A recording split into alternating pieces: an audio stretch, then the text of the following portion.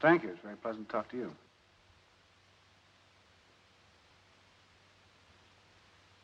I'm a sinister fellow. No, it so happens that, as luck would have it, I've been cast in a number of parts which have, let us say, distinguished me as a sinister person.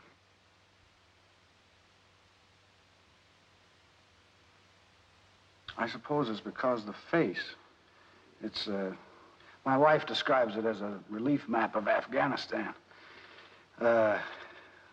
Sort of not the pretty type, I guess.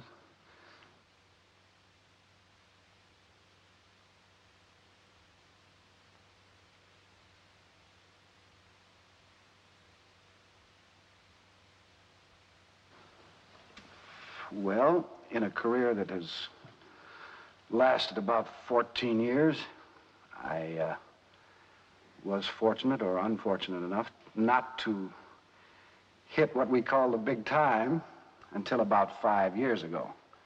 Consequently, I've done about a film a year since that time.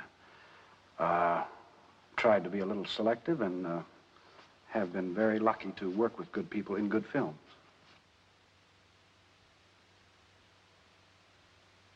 Well, we're here at Shepperton Studios, just outside London, where we finished Stanley Kubrick's Dr. Strangelove, or How I Learned to Stop Worrying and Love the Bomb, with Peter Sellers.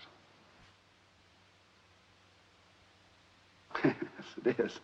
It's a unique film, and one that I think is going to be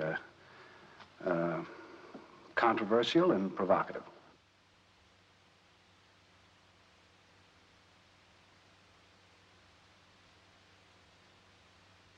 Money means a great deal. Money's a marvelous thing to have. It's a dreadful thing to be without. It's nice to work and get paid for it, and get paid a lot for it if you can.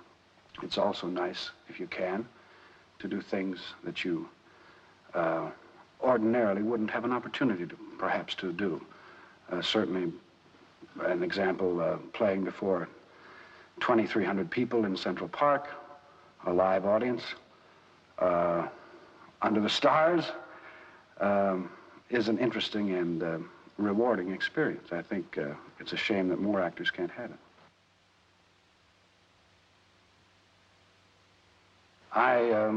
As I say, I think it's going to be one of the talked about pictures, not just of this year, but of many years to come.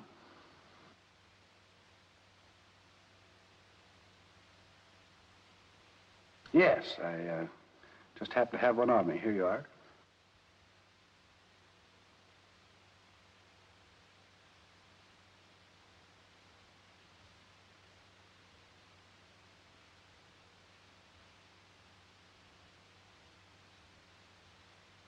Dr. Strangelove, or How I Learned to Stop Worrying and Love the Bomb.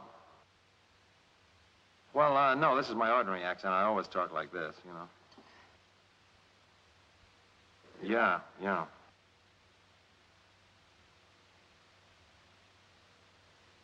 Well, the thing is, in Lolita, they weren't really three different parts. They were Claire Quilty impersonating different people. Well, when I play the President of the United States of America, that is this makeup I have on here, I play Dr. Strangelove. He is a German nuclear physicist. And I play a British Royal Air Force, do they call it, officer, Group Captain Mandrake.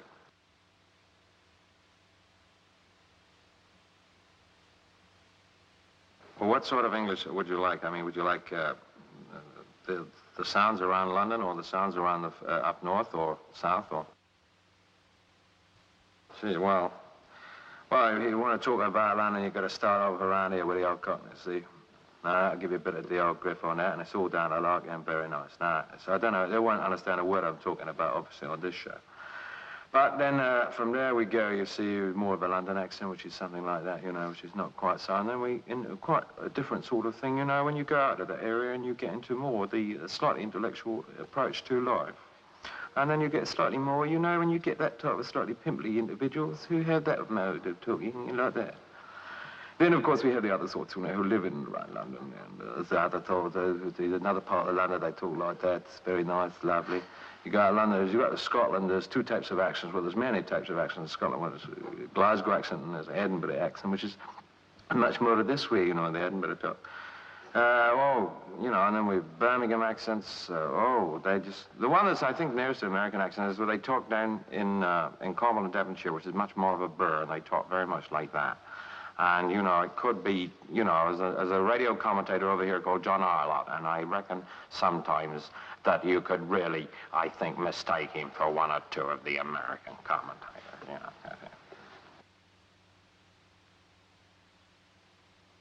Yeah, at the Princess Theatre in Pocatello, East Finchley. Yeah. They were, yeah. Yes, I started, well, I didn't start when I was so young, but I was sort of in the business from a pretty early age, Well, I don't know. You never know how far you'll go, It could all end tomorrow, it could all go on. You never know with this business. It was one of the good things about it, because you're really not sure all the time.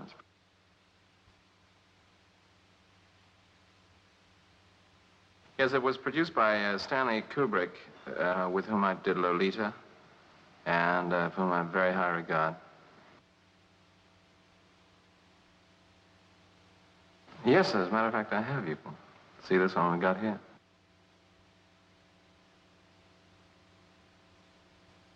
Thank you very much. Thank you. Bye.